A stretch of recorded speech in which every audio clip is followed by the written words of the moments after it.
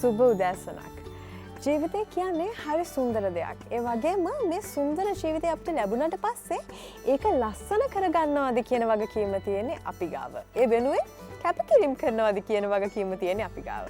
අද දවසේ අපි කතා කරන්නේ ලස්සනට ඉන්න හරි විශේෂ දේවල් ගොඩක් ගැන.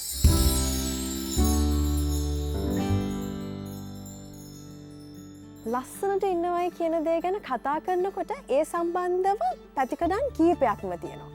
ඉතින් අද දවසේ අපි තෝරගත්තා මේ ලස්සනත් එක්ක සම්බන්ධ ප්‍රධානම දෙයක් තමයි අපි කරන ෆැෂන්. එතකොට මේ ෆැෂන් ඉන්ඩස්ට්‍රි එකේ වෙන දේවල් මේ හැම දෙයක්ම සම්බන්ධ වෙනවා මේ ලස්සන කියන දෙයට. ඒ නිසා අද දවසේදී අපේ මැදිරියට අපි මේ ගැන දන්න ප්‍රවීණයෙක්ව අපි කැඳවලා තිනවා. ගොඩක් ආදරෙන් අයිබෝවන් කියලා පිළිගන්නවා ශනිත් ප්‍රනාන්දු මහත්මයාව. ෆැෂන් ඩිසයිනර් කෙනෙක් විදිහට, ස්ටයිලිෂ් කෙනෙක් විදිහට කොහොමද මේ දවස්වල වැඩ කටයුතු? ජූලියා මං හිතන්නේ දැන් අපේ බිස්නස් එක අපේ ඉන්ඩස්ට්‍රි එක ආයෙ පිකප් කරලා තියෙනවා. පොඩි ලල් පීරියඩ් එකක් තිබුණා for the last 2 years අවුරුදු දෙකක් ඇතුළත. මොකද අර පාස්කු ප්‍රහාරය සහ ඒ ගමම කොරෝනා ගිය අවුරුද්දේ ප්‍රොබ්ලම් එක අපිට ගොඩක් බලපෑවා.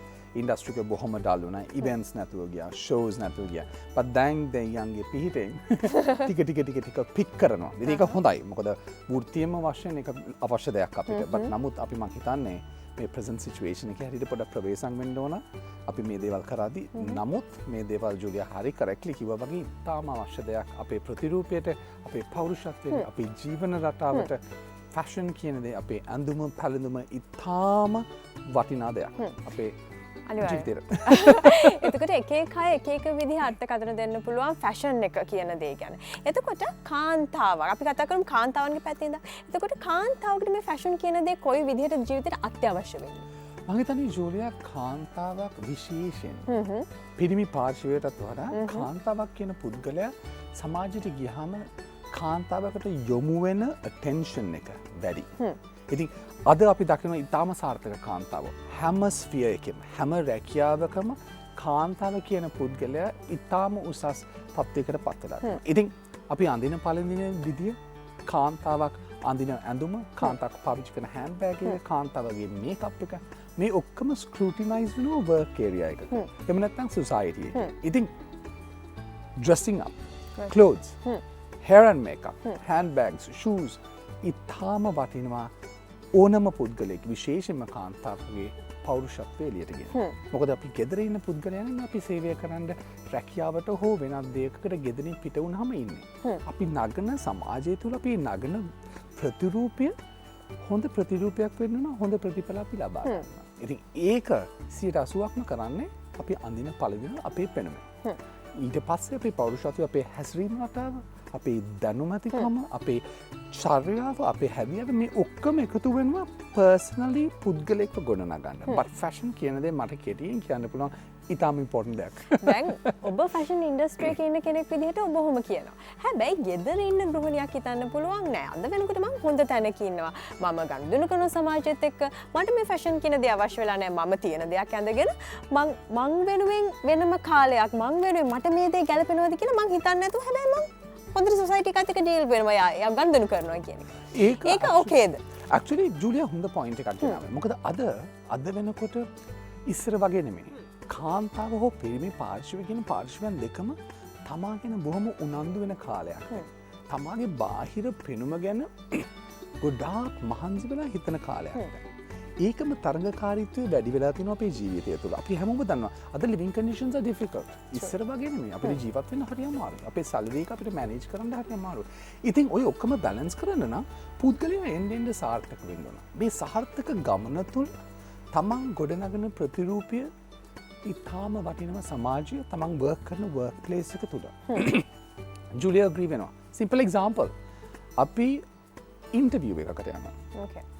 ඉන්ටර්විය් එකට යදී මම ඉඳලා තියෙනවා ආයතනවල බඳවා ගැනීම නිලධාරියෙක් හැටියට. ඉතින් මම qualifications වලට අමතරව පුද්ගලයාගේ බාහිර පෙනුම සහ පුද්ගලයා තමාව ප්‍රසන්ට් කරන්නේ කොහොමද අපිට? කම්පැනි එකක් තුළ මේ පුද්ගලයාට කොහොමද ඉන්න පුළුවන්? ඒ කම්පැනි එකේ environment එකට adjust වෙන්න පුළුවන් කොහොමද කියලා අපි බලනවා. ඉතින් මේ හැම අවස්ථාවකදීම අපි බාහිර පෙනුම වැඩ කරනවා. Very simple.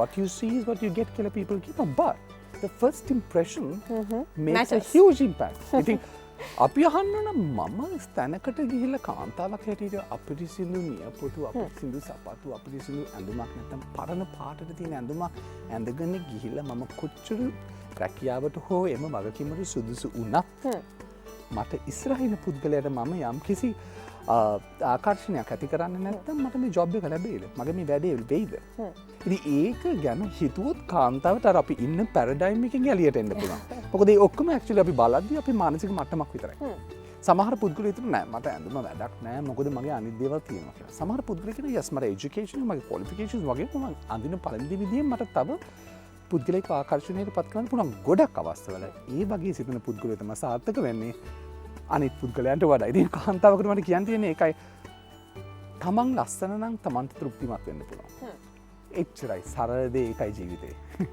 හරි ඒකම දැන් ගොඩක් වෙලාවට අපි කාන්තාවන් වුණාම මේ වෙනකොට අපි ගාව මොබයිල් ෆෝන් එකක් තියෙනවා මොබයිල් ෆෝන් එකක් කියන්නේ අපි වර්ල්ඩ් වයිඩ් වෙන හැම දෙයක් ගැනම දැනුවත් අපි දකිනවා එක බටන් එකකින් අපි මුළු ලෝකෙම කනෙක්ට් වෙනවා අනිවාර්යයෙන්ම එතකොට මේ දේත් එක්ක අපි දකිනවා පර්ෆෙක්ට් කාන්තාවන් හැම දෙයකින්ම පර්ෆෙක්ට් අපි සසන් දැනවනේ එතකොට අපේ ජීවිතේ ඒගොල්ලොත් එක්ක එතකොට එහෙම තැනකදී අපි හැම වෙලාවෙම තෘප්තියෙන් නෙවෙයි ඉන්නේ මොකද අපි එච්චරට නැහැ කියන එක අපිට හිතෙනවා එතකොට ඒක අද වෙනකොට ප්‍රශ්නයක් වෙලා තියෙනවා මේ කාන්තාවන් සතුටින් නෙමෙයි ඉන්නේ මම පර්ෆෙක්ට් නැහැ කියන තැන ඉන්නවා සමහර කාන්තාවන්ගේ මම දකිනවා ඒක ජුලිය සමහර කාන්තාවන්ට තෘප්තිමත් වීම කින්දි ලොකු ප්‍රශ්නයක් වෙලා තියෙනවා එතනදී අපි තෝරගන්න ඕන එක දෙයක් මම කියන පුද්ගලයාට ගැලපෙන්නේ මොකක්ද මම කියන පුද්ගලයාව ඉදිරියට අරගාදී මම කියන පුද්ගලයාට සැටිස්ෆැක්ෂන් එක සතුට මම කියන පුද්ගලයා ජීවිතය තුළ ලබා ගන්න බලාපොරොත්තු වෙන්නේ මොනවද කියන එක අපි ඉස්සෙල්ලාම හිතන්න ඕනේ ඒ ප්‍රයොරිටිස් අපි හදා ගන්න ඕනේ ඊට පස්සේ ශ්‍රේෂ්ඨ කාන්තාවක් දිහා බලලා හෝ ශ්‍රේෂ්ඨ පුද්ගලයෙක් දිහා බලලා ඒගොල්ලන්ව යම්කිසි ප්‍රමාණයකට අනුකරණය කිරීමේ වැරදක් නැහැ.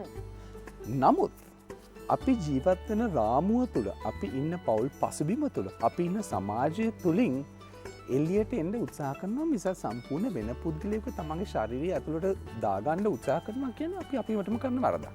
මොකද අපි මහන්සි වෙන්නේ බොරුවෙන් ජීවත් වෙන්න. අපි කියන පුද්ගලයා නෙමෙයි අපි කියන පුද්ගලයාව අපි අමතක කරලා තව පුද්ගලිකී සපත්තු දෙකක් අස්සේ ජීවත් වෙන්න අපි උත්සාහ කරනවා. එහෙම කාන්තාවන්ට තමයි ගොඩක් වෙලාවට ડિප්‍රෙෂන් එක ඩිසැටිස්ෆැක්ෂන් එක ලයිෆ් එකේ අන්හැපිනස් එක ඒ වගේ දේවල් ඇතුළු වෙනවා. ඉතින් අපි දැනගන්න ඕන බුද්ධිමත් පුද්ගලයෝ හැටියට මේ වගේ අවස්ථාවක් තියෙනවා එක්ක අපි සුහද පුද්ගලෙක් එක්ක කතා කරනවා අදහස් බෙදා ගන්න මට මෙහෙම හැඟීමක් තියෙනවා මේක හරිද මේක වැරදිද කියලා අපි අපිවම අධ්‍යයනය කරලා බලන්න ඕන මම කියන පුද්ගලයාට මොකක්ද සතුට කියන දේ කොහොමද අපි ඒක තුළට ළඟා වෙන්නේ කියන එක. ඒ දේ කෙරුවොත් මම හිතනවා අපි දැන් කතා කරපු පොයින්ට් එකට ගොඩාක් කාන්තාවන්ට ඇඩ්‍රස් කරන්න පුළුවන් මේ ඉෂුව එක. බට් ජුලියා කිව්වා හරි ඒක ලොකු ප්‍රොබ්ලම් එකක් අද තියෙන සංසන්දනය කිරීම. ඒ අනුව තෘප්තිය අඩුවීම කාන්තාවට මම හොඳ මදි. මම හොඳ මදි මගේ පෙනුම මදි. ඉතින් අපි ඍණාත්මකව හිතන්න ගත්තොත් අපි යන්නෙම ඍණාත්මක ඩිරෙක්ෂන් එකට. මේ ධනාත්මකව හිතන්න ඕන බට් හැමදේම සරලව මොඩරේෂන් එකේ තියෙනවා. ඔය ප්‍රොබ්ලම් එක මම හිතන අපිට වෙන්නේ නැහැ. හරි ඒකම කාන්තාවන් ගත්තහම උන්ගේ ශරීර අපේ බොඩි ෂේප් එක එකිනෙකාට වෙනස් විශේෂයෙන් ඒෂියන් කන්ට්‍රි එකක් වුණාම අපි ගොඩ දෙනෙක්ගේ මික්ස්චර් එකක් වෙනවනේ. එතකොට දැන් කෙනෙක් හිතන්න පුළුවන් හීනි වේස්ට් එකක් තිබිලා ලස්සන හිප්ස් තිබිලා එයා තමයි පර්ෆෙක්ට් නැත්තම් මහත කෙනෙක්ට හිතෙන්න පුළුවන් අනේ මට අර ඇඳුම අඳින්න තිබ්බනම් මම ආසයි කෙටුනේ මේ බොඩි ෂේප්ස් වල අපිට ලැබිලා දෙන එක අපි සතුට වෙන්න බෑ නැත්තම් අපිට උමනාව තියෙනවා නම් වෙනස් කරගන්න ඕනේද හරියටම හරි අනික ඒක ඊටාම කාලෝචිත ප්‍රශ්නයක් ජුලියා මොකද අද අපි දකින දෙයක් තමයි පුද්ගලයෝ හරියට තමන් ගැන තෘප්තිමත් වෙනවා අඩුයි මම දකින විදිහට මම ඉන්ටර්ප්‍රිට් කරන විදිහට ඔය සිචුවේෂන් එකට එන්නේ අපේ ජීවිතය තුළ තියෙන තරඟකාරීත්වය බව. ඒ තරඟකාරීත්වය තුළ අපි සංසන්දනයකට යනවා. අපි අනුකරණ වලට යනවා. එතකොට ඔය ගමන තුළදී අපි මම ඉස්සලා කිව්වා වගේ තමන් තුළ තියෙන තෘප්තිය අපි නැති කරගන්නවා. එතනදී තමයි ඔය ක්වෙස්චන් එක පටන් ගන්නෙ.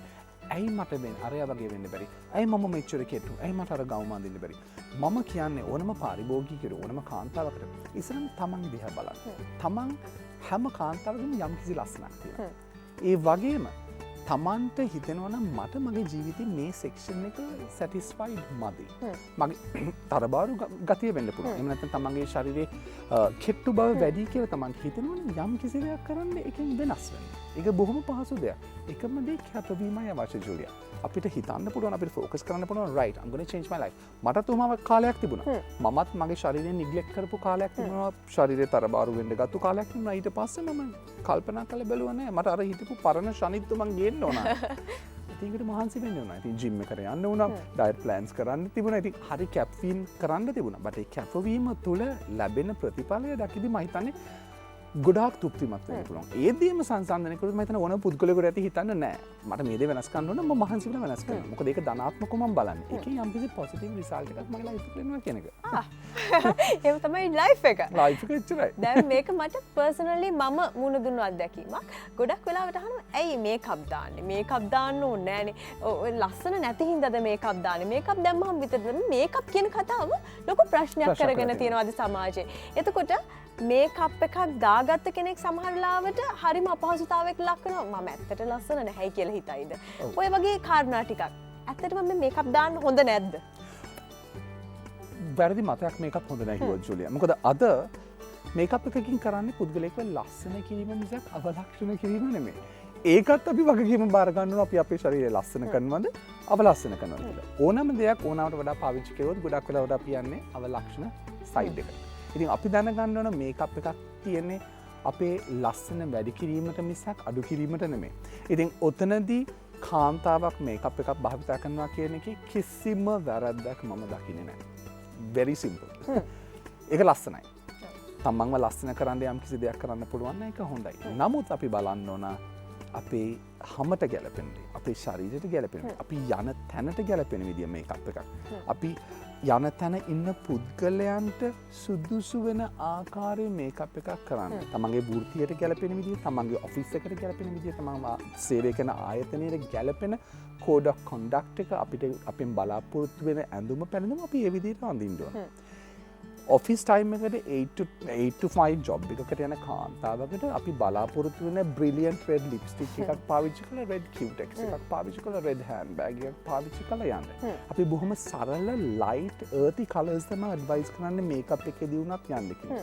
ඉතින් එතනදීත් අපිට කියන්න තියෙන එකම දෙයයි කාන්තාවන්ට. මේකප් එක කියන දේ ඊටාම වටින දෙයක් ඔයගොල්ලන්ව ලස්සන කරන්න. නමුත් සුදුසු මේකප් සුදුසු තැනට අපි භාවිතා කරන්න ඕන. ඒක තමයි ට්‍රික් එක.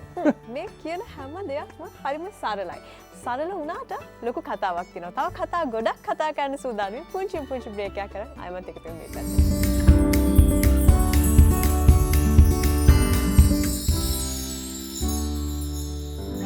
ඔබ ඇත්තටම වැදගත් අපිට. ඒ නිසා තමයි මේ හැම දෙයක්ම හරි ලස්සනට අපූර්වට ගලපලා අපි කතා කරන්නේ.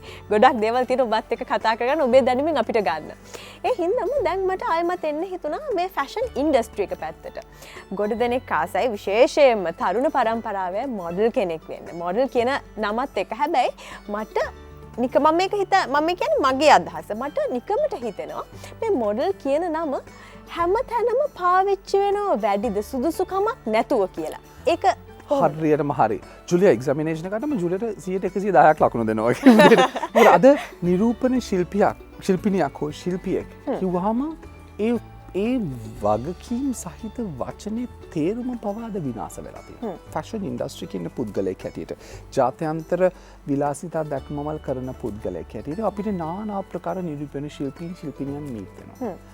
ලංකාවේ වගේම පිටරට. ඉතින් මම පිටරට ෂෝ එකකට ගියාම ජූලියා ලොකු වෙනසක් දක්වනවා. මම දන්නවා ජූලියත් ලංකාවේ තියෙන හොඳම ෆැෂන් ෂෝ එකක් කරනවා කොළඹ ෆැෂන් වීක්. ඉතින් ජූලියාට හම්බෙනවා ඉන්දියාවේ ගොඩාක් නිරූපණ ශිල්පීන් ජූලියාලා එක වැඩ කරන පුද්ගලයෝ මාත් එක්කත් වැඩ කරනවා ඉන්දියාවේ ෂෝස් වලට. ඒගොල්ලන්ගේ තියෙන ප්‍රවීණ බව සහ අපේ අද ඉන්ඩස්ට්‍රි එකේ ඉන්න සමහර දරුවන්ගේ තියෙන ඇටිටියුඩ් එක, බිහේවියර් එක, ඒගොල්ලන්ගේ තියෙන මයින්ඩ්සෙට් එක දැක්කම ජූලියාට උනත් තියෙන ලොකු වෙනසක් තියෙනවා. මේකට එකම හේතුව මම හිතන්නේ ජූලියා නිරූපණ ශිල්පියෙක් අපිට වෙන්න බෑ ෆෝටෝග්‍රාෆ්ස් එකක් Facebook එකේ පළ කරපු පළිය. ඊට වඩා මම හිතන්නේ ජූලියාගේ ගමනත් ගොඩාක් ජූලියා දන්න එක්ස්පීරියන්ස් එකකින් කොච්චර කටුකද කියලා. ඒ තැනට යන්න ජූලියා කරන ෂෝ එක කොළඹ ෆැෂන් වීක් අපි කියමු. උදාහරණයකට ගත්තොත් ලංකාවේ තියෙන ලොකුම ප්‍රොඩක්ෂන් එකක්. ඒ තැනට යන්න කොච්චර කැපවීම කරන්න ඕනද තමගේ ශරීරය ගැන කොච්චර උනන්දු වෙන්න ඕනද කියන එක දරුවාද හිතන්නේ නැහැ. මොකද මම කියන දෙයක් තමයි මොඩල් කෙනෙකුට ඕගොල්ලන්ගේ ඔෆිස් එකේ ඇවිල්ලා ඕගොල්ලන්ගේ ශරීරය. 75% 75% ඔයගොල්ලන්ගේ ඔෆිස් එක ඇවිල්ලා ඔයගොල්ලන්ගේ බාහිර පෙනුම. ඉතුරු 25% කොත්තියක් තමන්ම හසුරන විදිය, තමන් ඉන්ඩස්ට්‍රිකේ වැඩ කරන විදිය, ඉන්ඩස්ට්‍රි එක තුල තියෙන දැනුම, ඩිසයිනර් කෙනෙක්ගේ අයිඩියොලොජි එක අපි කොහොමද ඇඳුමක් හරහා විලාසිතා දැක්මකදී හෝ ෆෝටෝ ෂූට් එකකදී එළියට ගේන්නේ, ඩිසයිනර් කෙනෙක්ගේ කොන්සෙප්ට් එක, ඩිසයිනර් කෙනෙක්ගේ ඉමෝෂන් එක ගොඩාක් දේවල් තියෙනවා නිරූපණ ශිල්පියෙකුට තම ශරීරය තුළින් දෙන්න සාධාරණයක් ඉෂ්ට කරන්න ඇඳුම් නිර්මාණ ශිල්පියගේ ඇඳුමක් තුළින්. but මේ concepts අද දරුවන්ට මොකුත් නැහැ. ඉතින් අපි හිතනවා ගොඩක් වෙලාවට අද මම දකින දෙයක් තමයි දරුවෝ හිතන්නේ මට යම්කිසි පෙනුමක් තිබිලා බාහිර පුද්ගලයෙක් කිව්වොත් ඔයා හරි ලස්සනයි නිරූපණ ශිල්පියෙක් වගේ කියලා. ඒගොල්ලෝ හිතන්නේ ඒකයි නිරූපණය කියලා. ඒගොල්ලන්ට තේරෙන්නේ නැහැ ඒක වැරදි මතයක්. එතනින් එහාට එතනින් ඔබට ගිය ලොකු වගකීම් සම්භාරයක් තියෙනවා. හරියට නිරූපණ ශිල්පියෙක් ශිල්පිනියක් වෙන්න. ඔකයි එකම උදාහරණය ජූලියා අපි ගොඩක් මොඩල්ස් හව දකිනවා. but මේ මොඩල්ස් මම නම් කියන්නේ හරි transient. පාවෙන හුළඟක් වගේ. එනවා යනවා අපි දන්නෙත් නැහැ. but ඔය අතරතුර අතලොස්සක් ඉන්නවා වැඩ කරගෙන සෑහෙන කාලයක් ඉන්ඩස්ට්‍රි එකේ ඉන්න. ඒගොල්ලන්ගේ වෙනස මොකද්ද? අර අපි කතා කරපු කැපවීම. අපි අර කතා කරපු දැනුම. අපි අර කතා කරපු හැසිරීම් රටාව, ඒගොල්ලන්ගේ අධ්‍යයනය, ඒගොල්ලන්ගේ වෘත්තිය පිළිබඳව, ඒගොල්ලන්ගේ ශාරීරිය පිළිබඳව, ඒ වගේම ඉන්ටර්පර්සනල් රිලේෂන්ෂිප්ස්, ඩිසයිනර් කෙනෙක්, ෆොටෝග්‍රාෆර් කෙනෙක්, ඩිරෙක්ටර් කෙනෙක්, ෂෝ ඩිරෙක්ටර් කෙනෙක්, ෆොටෝග්‍රාෆි ෂූට් ඩිරෙක්ටර් කෙනෙක් එක්ක වැඩ කරන්නේ කොහොමද කියන දැනුම ඒ දරුවන්ට තියෙන නිසා තමයි ඒගොල්ලෝ රඳා පවතින්නේ. නැත්තම් නිරූපණ ශිල්පිනියක් හෝ ශිල්පියෙක් ඩිසයිනර් කෙනෙකුට එක හැංගර් එකක් විතරයි. අද අපි මේ හැංගර් එක යූස් කළා, ඒ හැංගර් එක අයින් කළා, අලුත් හැංගර් එකක් ගත්තා, අපේ ඇඳුම දැම්මා. ඔය සරල දේ අද දරුවන්ට තේරෙන්නේ නැහැ. ඒක ගොඩක් හොඳ පොයින්ට් එකක්. අලුතෙන් එන මොඩල්ස්ලා වෙන්න බලාගෙන ඉන්න ආස කරන ගොඩක් දෙනෙක්ට. ගොඩක් දෙනෙක්. මොකද ඒ ඉන්ඩස්ට්‍රි එක ලේසි. එන්ටර් වෙන්න අද ලේසි. සෝෂල් මීඩියා තියෙනවා, ෆොටෝග්‍රාෆර්ස්ලා ඉතාමත් තියෙනවා. platform is ready there. but A platform එක තුල රඳා පවතින දේ තමයි අමාරු. ඕනම රැකියාවකට යන්න පුළුවන්, ඉන්ටර්විව් එකකින් පාස් වෙන්න පුළුවන්, ජොබ් එක සස්ටේන් කරන එක තමයි අමාරු. ඔය සරල දේ දරුවෝ තේරුම් ගත්තේ නැත්නම් ඒගොල්ලෝ ඒගොල්ලෝ යයි. එච්චරයි. පැවැත්මක් නැති වෙයි. පැවැත්මක් නැති වෙනවා. එතකොට මොඩල් කෙනෙක් විදිහට මොඩල් කෙනෙක්ගේ තියෙන්න ඕනේ ප්‍රයිමරි ක්වොලිෆිකේෂන්ස් මොනවද ඔබට අනුව? ප්‍රයිමරි ක්වොලිෆිකේෂන්ස් මම දකින විදිහට දෙකක්ම තියෙනවා. one thing is you have to have a body and a face whether you like it or not. කොච්චර ආසාව තිබුණත් තමන්ගේ ශරීරයේ පෙනුම සහ තමන්ගේ ශරීරයේ ස්ට්‍රක්චර් එක හැඩතල තියෙන්න ඕන ඒ වෘත්තියට එන්න නම්. එතනින් එහාට ගියාම knowledge එක, discipline එක, personality එක, බහැවත්කම, ඉගෙන ගැනීමට තියෙන ආසාව සහ කැපවීම, විනීත බව විශේෂයෙන්ම ඉන්ඩස්ට්‍රි එකේ ඉන්න කැමති පුද්ගලෙක් නම් තියෙන්න ඕන. මම හිතන්නේ වෙන කාටවත් වඩා ජූලියට ඒක ගැන agree වෙන්න පුළුවන් මාත් එක්ක. මොකද ඒ කැපවීම නැත්නම් බෑනේ survive වෙන්න. කොච්චර ලස්සන පුද්ගලයෙක් වුණත් interpersonal skills නැත්නම් පුද්ගලෙක් එක්ක වැඩ කරගන්න බැයි නම් බොහොම කෙටි කාලයක් තුළ ඉන්ඩස්ට්‍රි එකෙන් ඩිස්මිස් වෙලා යනවා. ඒකම මම දැකලා තියෙනවා ගොඩාක් තරුණ පරම්පරාවල දැන් මොඩල් කෙනෙක් වුණාම වෙනම ෆේම් එකක් හදාගන්නවා තමන්ගේ වටේට. එතකොට අපිට අමතක වෙනවා සීනියර්ස්ලාට ගරු කරන්න ඕනේ කියන එක. එතකොට තැනක ගියාම මේ ඩිසයිනර් කියන කෙනා එයාත් වෘත්තියක් කරන්නේ. මේකප් ආටිස්ට්ත් වෘත්තියක් කරන්නේ. මේ අපි මොඩල් කෙනෙක් වශයෙන් වෘත්තීන් වලට අනිත් වෘත්තීන් වලට ගරු කරන්නේ කොහොමද? මේක මතක තියාගන්නේ කොහොමද? අනිවාර්යයෙන්ම ජූලියා ඔය ප්‍රශ්නේ තමයි මම දැන් අද කතා කරේ. සරලව කිව්වොත් ඔය ප්‍රශ්න තුල තමයි දරුවන්ගේ රඳා පැවැත්ම නැතුව යන්නේ. මොකද නිරූපණ ශිල්පිනියක් ශිල්පියෙක් කියන්නේ ෆැෂන් ඩිසයිනර් කෙනෙකුට හෝ ෆොටෝග්‍රාෆර් කෙනෙකුට හෝ ෂෝ ඩිරෙක්ටර් කෙනෙකුට ෆැෂන් ෂෝ එකක කොරියෝග්‍රාෆර් කෙනෙකුට බොහොම ලේසියෙන් රිප්ලේස් කරන්න පුළුවන් පුද්ගලයෙක්. ඉතින් නිරූපණ ශිල්පියෙක් ශිල්පිනියක් කියන බහපත්ත තේරුම් ගන්න ඕන ඔය දේ. මම අද මෙතන හිටියට මගේ මේ සීට් එක ෆිල් කරන්න ගොඩාක් පුද්ගලයෝ ඉන්නවා. මම තව එක පුද්ගලෙක් විතරයි. ඔය සරල දේ තේරුම් ගන්නේ නැති නිසා තමයි මේ අලුතෙන් එන සමහර පුද්ගලයන්ට අමුතුම ඇටිටියුඩ් එකක්. අමුතුම සිතුවිලි තියෙන්නේ මාව නැතුව මේගොල්ලන්ට බෑ කියන එක. කිසිම අවස්ථාවක එහෙම වෙන්නේ නැහැ. ඕනම වෘත්තියකදී තව දෙයක්. අපි දැනගන්න ඕන අපිට ඉස්සෙල්ලා ආපු පුද්ගලයන්ට ගරු කරන්න. සීනියර්ස්ලාට ගරු කරන්න. ඩිසයිනර් කෙනෙක් කියන්නේ රිප්ලේස් කරන්න බැරි පුද්ගලෙක් සමහර අවස්ථාවල ගොඩක් අවස්ථාවල. ඒකනේ අපි ඩිසයිනර් කෙනෙකුට පේ කරලා ගන්න ඇඳුමක් නිර්මාණය කරන්න. ඉතින් අද එන විලාසිතා ලෝකෙට එන දරුවන්ට තේරෙන්නේ නැහැ තමන්ගේ ශරීරයට දාන ඒ ඇඳුම කොච්චර වටිනවද කියන එක. ඒකේ ප්‍රයිස් ටැග් එකක්වත් ඒගොල්ලන්ට තේරෙන්නේ නැහැ. ඒකට යන ඩෙඩිකේෂන් එක ඒගොල්ලන්ට තේරෙන්නේ නැහැ. ඉතින් ඒගොල්ලෝ හිතනවා this is another outfit මම මේක දාලා ගියා ආවා. නෝ. ඒට එහා ගිය ගොඩක් දේවල් තියෙනවා. ඉතින් අපි දැනගන්න ඕනේ මම විශේෂයෙන්ම ආයාචනය කරනවා මේ ඉන්ඩස්ට්‍රි එකට එන දරුවන්ට ඔය දේ තේරුම් ගන්න. ඩිසයිනර් කෙනෙක් කියන්නේ ඊටාම වටින පුද්ගලෙක්. ෆොටෝග්‍රැෆර් කෙනෙක්, ෂෝ ඩිරෙක්ටර් කෙනෙක්, හෙයාර් ඇන්ඩ් මේකප් ආටිස්ට් කෙනෙක් කියන්නේ ඊටාම වටිනා පුද්ගලෙක්. ඒ පුද්ගලයා නැත්තම් ඔයගොල්ලෝ ලස්සන වෙන්නේ නැහැ. ඒ පුද්ගලයා නැත්තම් ඔයගොල්ලන්ට ජොබ් එකක් නැහැ. ඔය දේ තේරුම් ගත්තොත් ගොඩක් දරුවන්ට පුළුවන් ගොඩක් ඩිසයිනර්ස් ලයික ගොඩක් ෆෝටෝග්‍රාෆර්ස් ලයික ගොඩක් කොරියෝග්‍රාෆර්ස් ලයික ගොඩක් ෂෝ ඩිරෙක්ටර්ස් ලයික ගොඩක් ආයතන එක්ක වැඩ කරන්න නිරූපණ ශිල්පියෙක් ශිල්පිනියක් හැටියට. මොකද ජූලියා අපි එක දෙයක් දරුවන්ට කියන්න ඕන. අද මාකට් එක හරි ඩයිලියුටඩ්. ඉස්සර වගේ ලස්සන නිරූපණ ශිල්පිනින් අතලොස්සයි ඉස්සර හිටියේ. ඒගොල්ලන්ට ගොඩාක් වැඩ තිබුණා. අද අපි දන්නවා දරුවෙකුට ප්‍රොජෙක්ට් එකක් යද්දී වැලියු එක අඩු වෙලා තියෙනවා. මොඩල් පේමන්ට් එකක් almost is nothing. සමහර අවස්ථාවල මම අහලා තියෙනවා ඒ දරුවන්ට බස් ෆෙයාර් එක හම්බෙන්නේ නැහැ. ඉතින් ඒකට හේතුව ඉන්ඩස්ට්‍රි එකේ ගොඩක් මොඩල්ස් කෙනා ඉන්නවා. ඔය අතලොස්සට පුරුවන් නම් ඒගොල්ලන්ට ඉස්සලා හිටපු පුද්ගලයන් දිහා බලලා ඒගොල්ලන්ගේ ජීවිතේ ඉගෙන ගන්න දේවල් ඉගෙන ගන්නට එමතයි. ඉතින් ඒක නිසා මොඩල් කෙනෙක් වෙද්දී හොඳට මතක තියාගන්න ඕන එක දෙයක් තමයි superiors-ලට, seniors-ලට, designers-ලට, choreographers-ලට ෆැෂන් හිස්ට්‍රි එක ලංකාව පොඩ්ඩක් ඉගෙන ගන්න. මම අවස්ථාවල් වලට ගිහිලා තියෙනවා මේ ලංකාවේ ඉන්න හොඳම ෆැෂන් ඩිසයිනර්ස්ලා සෙනෙක ඩිසිල්වා පොපියුලර් කොරියෝග්‍රාෆර්ස් සෙනෙක ලූචින් එතකොට ඉස්සර හිටපු කීර්ති මේ පුද්ගලයන්ම අද දරුවෝ සමහර අය දන්නේ නැහැ. ඉතින් අපිට හරි පුදුමයි. අපි පොඩි කාලෙත් මේ සෙනෙක සර්ලගේ වගේ පුද්ගලයන්ගේ දේවල් අපි පත්‍රවල කියවලා තියෙනවා. අදටත් අපි කියනවා ඒ පුද්ගලයන් එක සුහද විඳගත්තොත් අපිට බෑ ඔයගොල්ලන්ව මැච් කරන්න. ඔයගොල්ලන්ගේ ක්‍රියේටිවිටි එක මැච් කරන්න බෑ කියලා. අපි එහෙම දෙයක් කියද්දී අද එනවා දරුවෝ ඊයේ පෙරේදා ඉන්ඩස්ට්‍රි එකට ආපු අය මේ ඩිසයිනර්ස් තවත් දන්නේ නැතුව. මම කියපු පළවෙනිම කියපු කාරණාවක් අපි එනවා. දැනුම කියන දේ. ඕනම වෘත්තියක දැනුම කියන දේ අවශ්‍යයි ජූලියා. ඉතින් මම කියන්නේ මොඩල්ස්ට ඔයගොල්ලෝ ඉන්ඩස්ට්‍රි එකේදී පොඩ්ඩක් මේ ෆැෂන් හිස්ටරි එක පිළිබඳව ලංකාවේ ඉගෙන ගන්න. අද ෆැෂන් කියන දේ ගොඩාක් කොපි කිරීමක් විතරයි.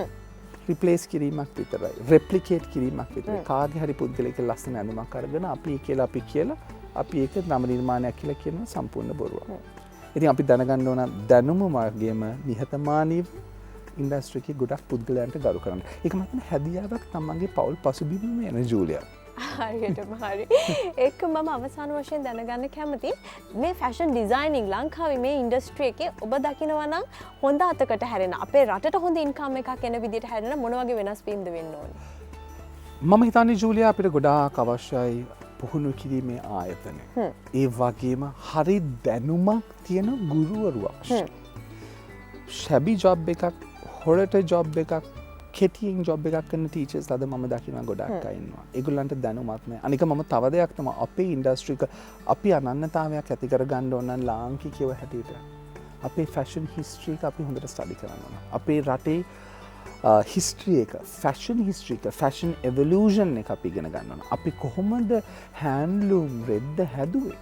මේක රටින් පිට රටකට ගියාම ඉතාමත් වටින දෙයක් පිට රටකට. ඉතින් ඒ වගේ අපි මතක තියාගන්න ඕන මේ ඉන්ඩස්ට්‍රි එක ඩෙවලොප් කරන්න නම් හොඳ ඉන්ස්ටිටියුෂන්ස් එකක් අපි ඇති කරන්න ඕන. හොඳ ඇවෙනියුස් ටිකක් ඇති කරන්න ඕන. අපේ ලෝකල් ප්‍රොඩක්ෂන්, ලෝකල් ක්‍රාෆ්ට් එක ලෝකෙට ගෙනියන්න. ඒ වගේම ඒ තුලින් අපේ අනන්‍යතාවය අපි ලෝකෙට ගෙනියන්න පුළුවන් නම් අන්න ඒ පුද්ගලයා තමයි සාර්ථක වෙන්නේ මේ ඉන්ඩස්ට්‍රි එකේ. කතාව එච්චරයි. කතාව එච්චරයි. අද දවසේ අපි ගොඩක් දේවල් ගැන කතා කරා. ඔබේ කාර්යබහුල මේ ජීවිතයත් එක්ක අද දවසේ අපිත් එක්ක එකතු වෙලා මේ ෂෙයා කරගත හැම දෙයකටම ශනිත් ප්‍රනාන්දු ඔබට බොහොමත්ම ස්තුතිවන්ත වෙනවා. ගොඩක් ස්තුතියි මාව ගෙන්නුවට. මම ගොඩාක් එන්ජොයි කරපු ටොක් ෂෝ එකක්. Thank you very much. ඉතින් ජීවිතය කියන්නේ සුන්දරයි කියමම් බොරුවට නෙමෙයි. ඔබට මේ කියපු කරුණු කාරණා හැම දෙයක්ම පැහැදිලි.